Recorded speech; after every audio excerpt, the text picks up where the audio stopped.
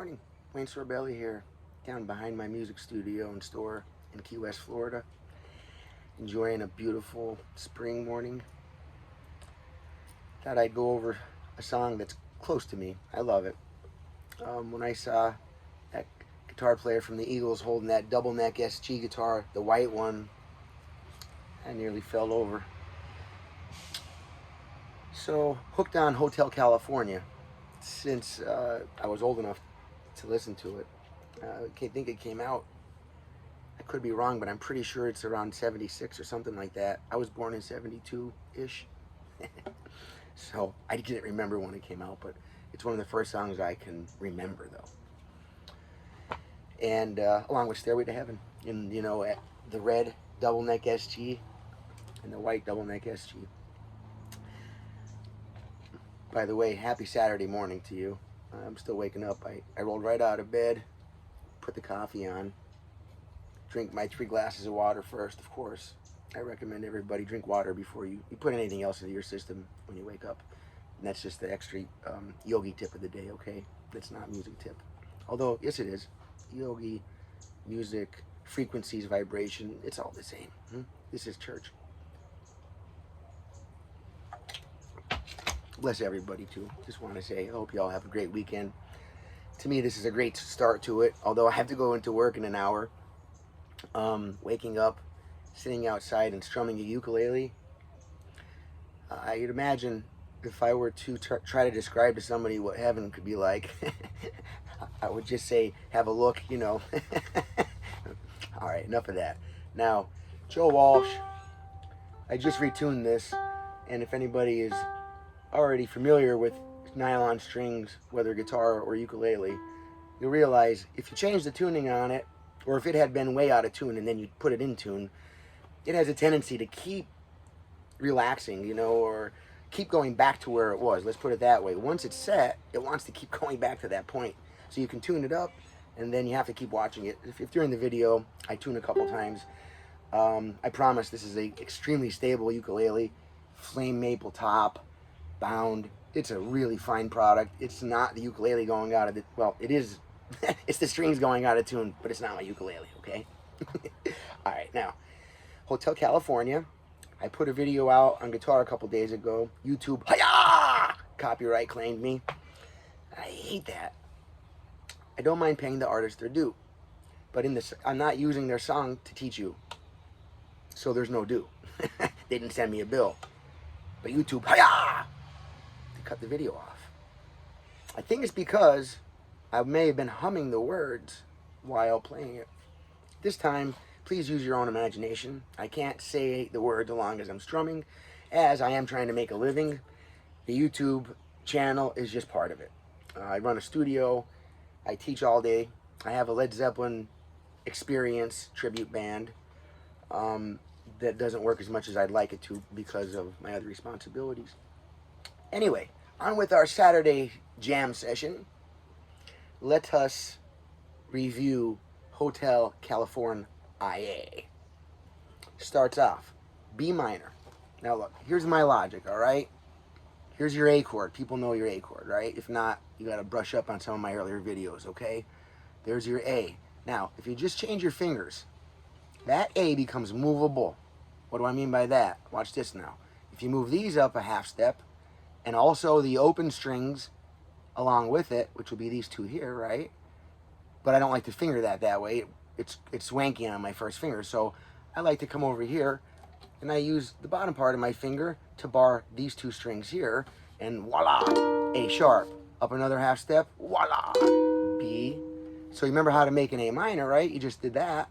So same thing applies now to this chord form. A sharp, A sharp, B, B minor. There's a B minor chord. This works for every chord, by the way. If you don't know about that, how to do that, please drop me a comment. I will reach out and send you my videos that teach you that, okay? Extremely important to not just become a parrot and learn a move and do it, learn a move and do it. Take the time to learn the chord, take the time to understand what you're doing. Watch a couple of my music theory videos, or they're all over YouTube, whatever. I'd appreciate the support, if you will. I would appreciate that, but of course that information is to be found all over the internet. Grab onto it, use it. It helps you play, okay? Now, B minor, coming from the A chord form. Here it is, B minor. And now, the map for this song, I'll say it as I go, okay? We're using 1, 2, 3, 4. That's how I'm going to count, okay? B minor. 1, 2, 3, 4, F sharp.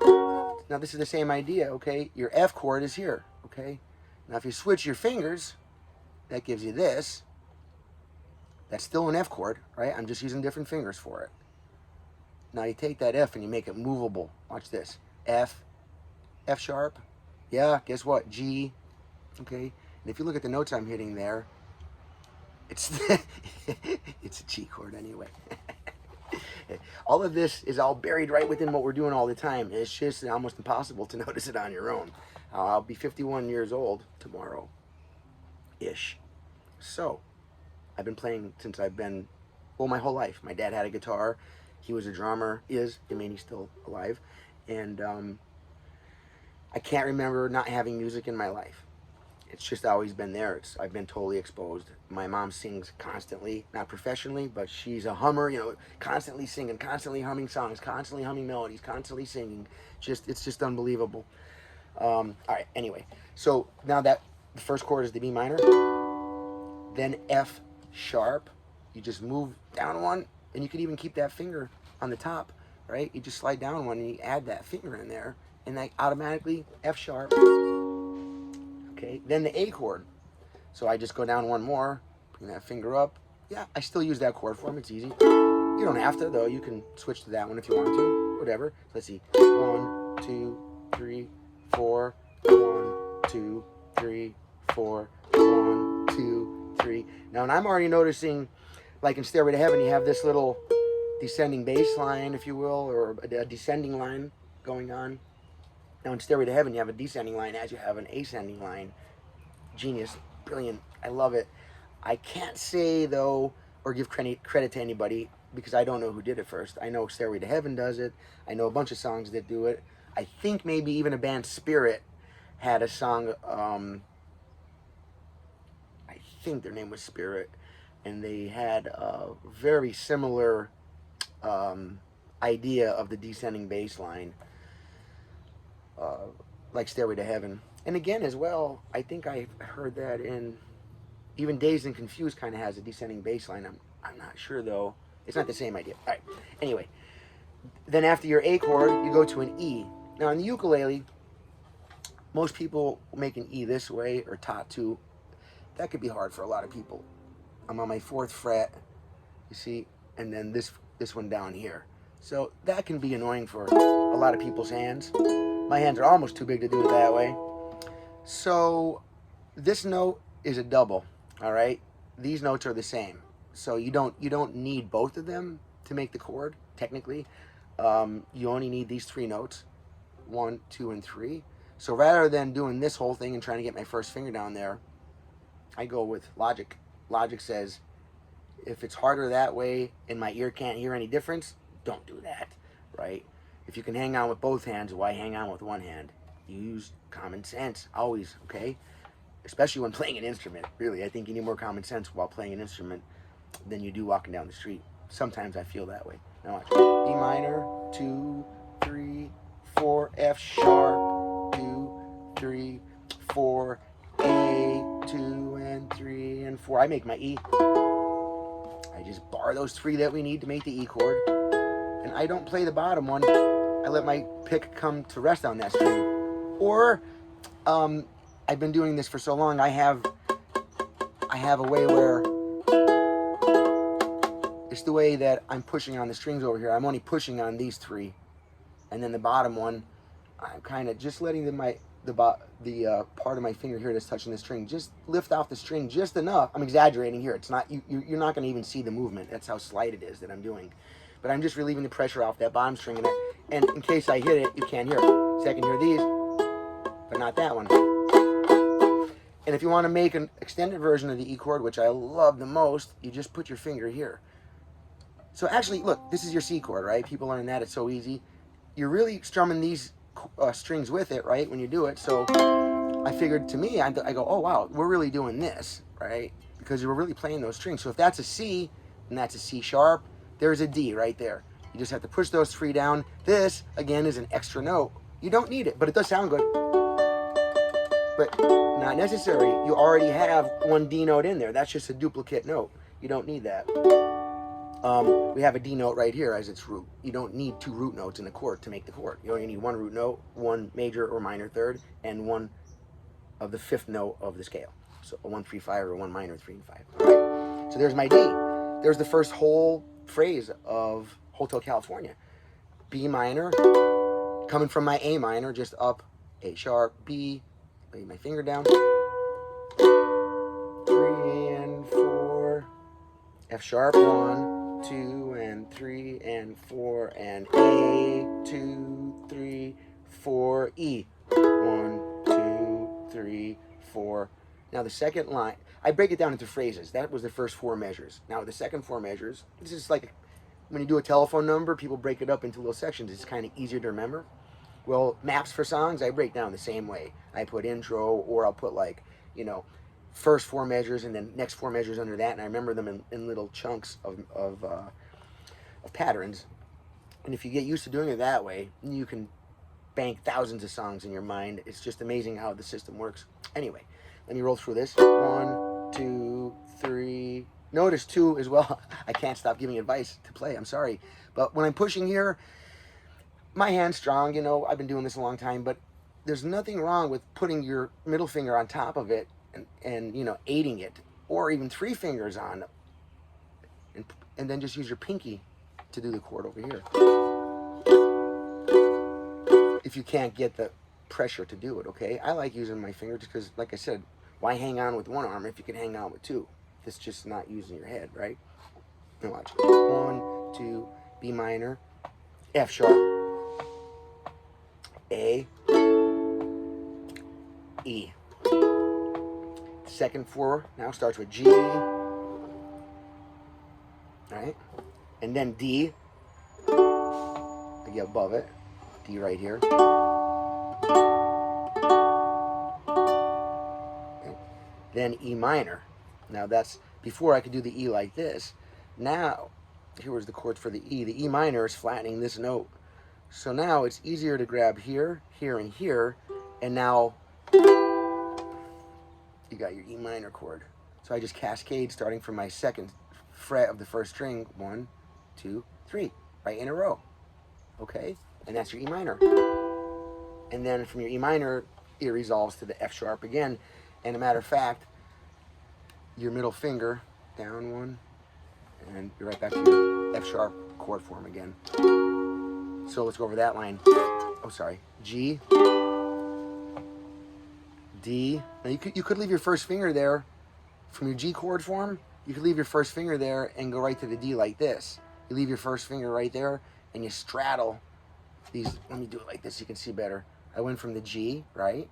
Now watch. You just leave your 1st finger right where it's at, and then I straddle that finger with those 2, and I squish all 3 fingers on that 2nd fret. That is kind of a, it takes a little while to get that, but that's the smallest footprint really that your hand can make on a fretted instrument.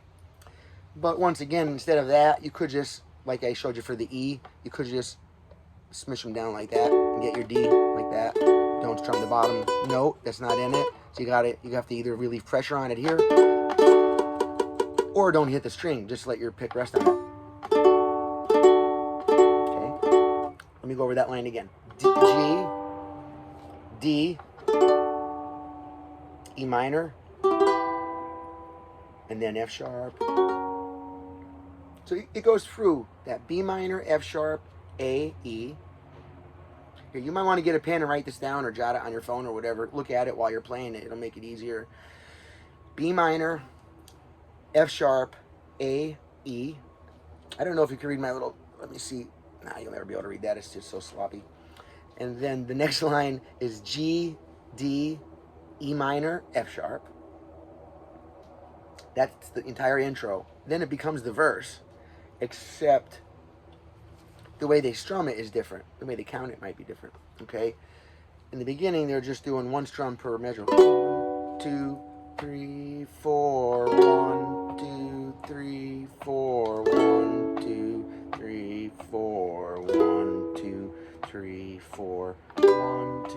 3, 4, 1, 2, 3, 4, 1, 2, 3, 4, 1, 2. It would go that twice, right? Then the words come in. Doom, doom, doom. Anna, you know what? And I can't say it because they're going to copyright claim my video again. Ah! Okay, so now we got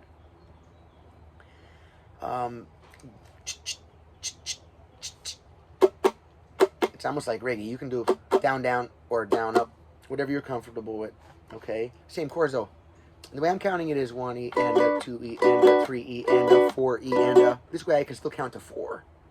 Then change chord, count to 4, change chord, count to 4, change chord. You see the pattern? That makes it super easy. Trying to remember the map up here between the ears, or between the eyes. Now, counting that, I'm doing 1E and a 2E and a. If you don't know how to count like that, take a second here and I'll show you. Watch. When we count a measure of 4, here's how we do. You learn from the beginning. 1, 2, 3, 4. The next way you can do it is 1 and 2 and 3 and 4 and next way. They're adding a pool house on the back. My neighbor's adding a pool house on the back of their house, so they're doing a little hammering over there. That's not part of the beat, okay? Watch. 1 and 2 and 3 and 4 and then it goes to a triplet. 1 and 2 and 3 and 4 and 1 and 2 and so then you're getting 3 for every beat, right? Then it goes to 4 for every beat. 1E and 2E and 3E and here's how I'm counting that. 1E and 2E and 3E and 4E and 1E and 2E and 3E and 4E and on the and of every number I'm hitting. That's when you strum. 1E and 2E and 3E and 4E and 1E and 2E and 3E and 4E and 1E and 2E and 3. So I can't play it exactly like it either, or they'll take my video. Now, going through that whole progression.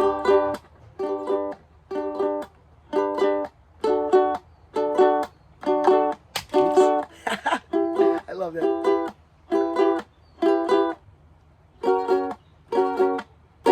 See, it's a different way to strum it. Same chords though, same progression. That was the intro. Then the verse, right? That's where they tell the story in a song. Now here comes the chorus. The chorus is usually where the title of the song comes from. It's the part of the song that we keep repeating, you know, which I'm not going to say it because they're going to keep my dang video again. In that California hotel with the birds, you know. No, I probably can't say the birds either because they have some kind of copyright. But anyway, just joking around now. All right, so the chorus comes in, welcome, you know, to that place, okay, in that town. Oops, I'm out of tune again. My ear can hear that. It's driving me crazy. Oh, I'm sure you already did this. Always tune your ukulele before you try to do a ukulele lesson or before you try to learn a song. I mean, how are you going to match to see if you're right? If you're not in tune, if you're playing it right, you'll sound wrong. So then you're going to try to play it wrong to sound right. Like I said, please, guys and girls, please use common sense when you're playing an instrument. This isn't, I mean, we like to think, well, I know it's a magic wand, but until you discover that, it's just a piece of wood with a couple strings on it. We tighten it up to pitch and play it. It's nothing more complicated than that. Keep it real easy in your mind. Don't ask questions. I mean, ask questions, but don't over dissect it. You don't need to know the chemical reaction that happens between yellow paint and blue paint to make a green paint, right? You just need to know lighter yellow, lighter equals a lighter, more yellow mixed with the blue makes a lighter green.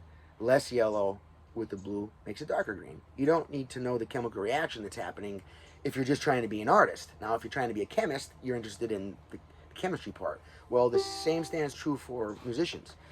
If you want to super study the physics of vibration and frequency, you can do that. If you want to minimize it and keep it into an area of one area of study, like Americana, folk music, roots music. You know, you can kind of narrow down how much information you have to take in to understand a simple form of the language.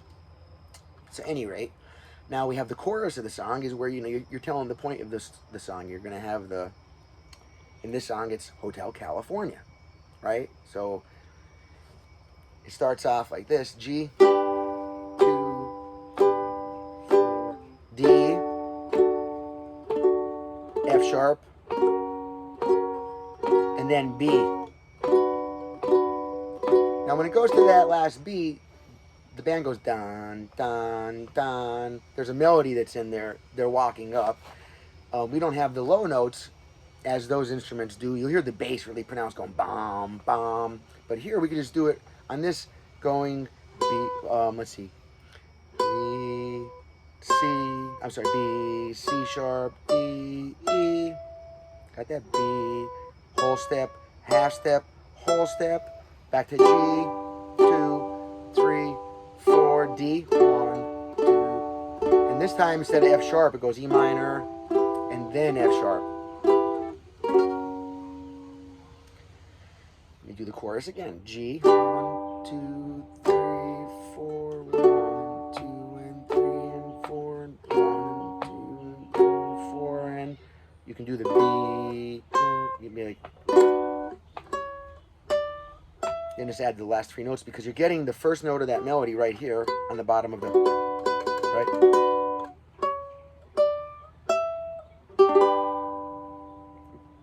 Ready? At the, such a lovely.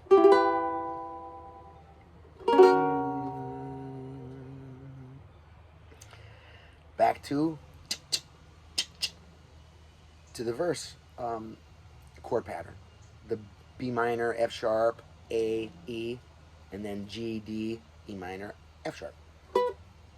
And a 3, and a 2 E, and a 3 E, and a 4 E, and a 1 E, and a 2 E, and a 3 E, and a 4 E, 1 E, and a 2 E, and a 3 E, and a 4 E, and a 1 E, and a 2 E, and a 3 E, and a 4 E, and a 1 E, and a 2 E, and a 3 D, E minor.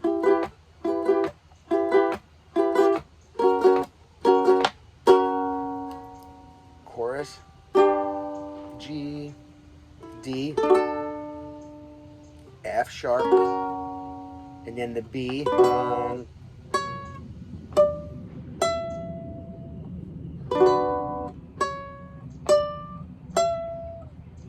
Second line of the chorus, 3. Now each one of these are one measure, right? 1, 2, 3, 4. 1, 2, 3, 4. 2, 3, 4. Resolve back on the F sharp. In the song, I hear an F sharp 7 on that part. However, it wasn't part of the lesson.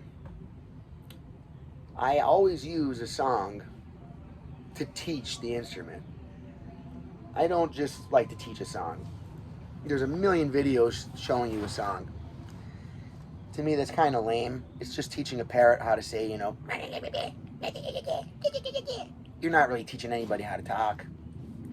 Nothing against you to other teachers. I'm sorry. I hope I didn't offend anybody. Man, I didn't mean it that way, okay? Thank you. I've used YouTube all the time. If I have stuff to figure out and it's I'm trying to wrap my brain around it, you know, no matter what kind of musician you are, sometimes you just look at something, you know, you just not seeing it the way for what it is without having to go look up the sheet music real quick or open the books, you know. There comes a point in your musicianship or musicianhood. I love that word, musicianhood. There comes a point in your musicianhood where you should be able to listen to a song and play it. I mean, I don't understand how you'd have to read it. It'd be like you see an accident happen, and then you can't tell even though you know how to speak English, you couldn't tell anybody about that accident until you had it read in front of you, and then you can tell them about it. I don't understand how people could ever learn music and only be able to read it. To me, that's completely the opposite. And I know so many people have no idea how I play because I don't do it that way. You know, it goes to show there's definitely more than one way to approach things like this, okay? anything that's as spiritually enlightening as music cannot just be one-dimensional. Can't. Now, I'm not done with this song, but I am done with the lesson. I'll probably have a couple different versions of Hotel California, the Eagles, Joe Walsh, Glenn Frey. I love these guys. I think it's Don Felder, I think his name is. These are genius guitar players, the world's greatest, honestly. That's why their music is older than me, and it's still on hit radio. Well, I couldn't say top 100 now, of course, but still played thousands of times a day across the world. Imagine putting out something, just a 4 or 5 minute piece of sound 50 years ago, and thousands of times a day people still want to hear that for a couple minutes. That is very, very special. It's magical. It should be respected. It should be honored. It should be celebrated. It should be understood. It should be played. All right. I really appreciate all of you. It's getting that time. I have to go in and, yeah, I'll say it all sad. I have to go make the donuts. I probably can't say that either, right? All right. I got to go in, get ready for work. I love everybody. Thank you so much for supporting my channel, helping me along here on my musicianhood journey with my guitar and my ukulele. Strings and things, you know, I love it.